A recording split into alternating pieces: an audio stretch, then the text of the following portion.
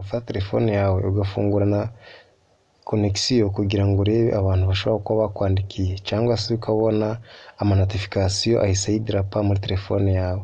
Iriya bintu guys ntago ari byo basirimu. Ngiye kwereka uburyo ushobora gufunga ama notification aturutse kuri WhatsApp ku buryo message ishobora kuza ntihagire umuntu ubimenya cyangwa se ntizibe zasakuriza abantu muri kumwe. Rimwe na rimwe ukaba uri kumwe n'umu ex ukabona message muri telefone yawe ukabona ahise yidrapa. Biriya bintu guys ntago ari byo basirimu. Ngiye kwereka uburyo ushobora kuba bihagarika hanyuma message zaje ziraza akaba ari weho ubimenya wenyine kandi mu buryo bworoshye. So nguhaye ikaze rero ndabanza nakira abantu basha, niba ari ubwa mbere ugeze kuri channel ni by'agaciro, nguhaye ikaze kanda subscribe ufungure inzogera kugira atazagira video n'imwe igucika. Arega nta mafaranga mba mbatse. So guys reka nkwereke rero uburyo ushobora gufunga izo notification hanyuma igihe ufunguye connection zawe cyangwa se igihe ugeze kuri wifi notification zikaza ariko ntumenye uburyo byagenze, ukajya kuri WhatsApp ugasanga ibintu bimeze neza kandi akaba ari wowe wenyine umenya yuko wakiriye notification. Ntabwo tindiye rero tutatsinze mu magambo menshi, yana kuri setting ya telefone nk'ibisanzwe. Murabona ko twagize kuri settings, nawe nizere ko araho wageze. Nagira ngo tujyane akantu ku kandi guys.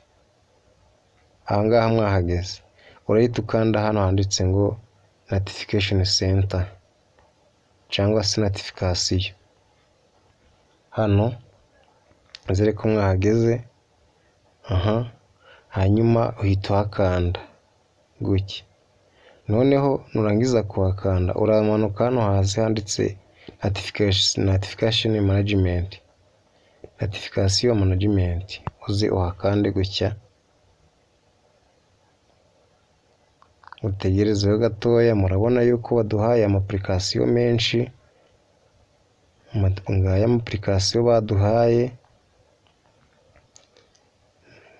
application baduhaye.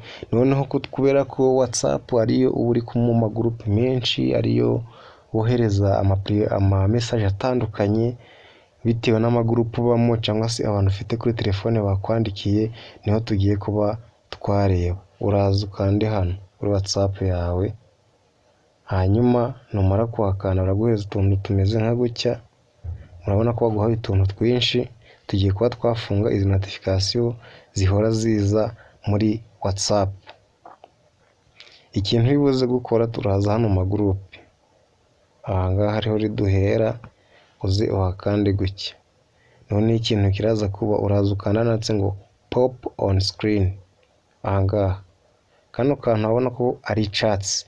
None ikintu ugiye gukora uraza ugafunge ucyo. Ubu ngubu ama message avuye mu group azaza araza ari weho bimenya gusa, nta wundi muntu uzaza ubimenye, kabone niyo muntu mwaba mwicaranye.